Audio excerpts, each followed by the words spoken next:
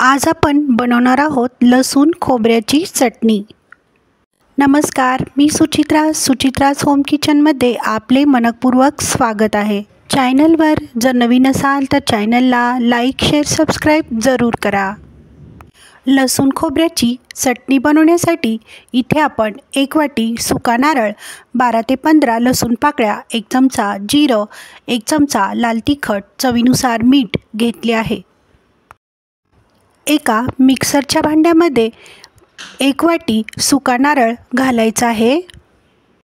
10 ते 12 लसूण पाकळ्या, 1 चमचा जिरं घालायचे आहे, 1 चमचा लाल तिखट घालायचे आहे, चवीनुसार मीठ घालून घेऊ।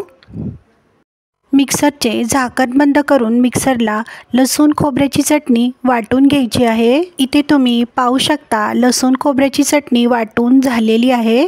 तुम्ही ही चटणी खलबत्त्यामध्येही कुटून घेऊ शकता।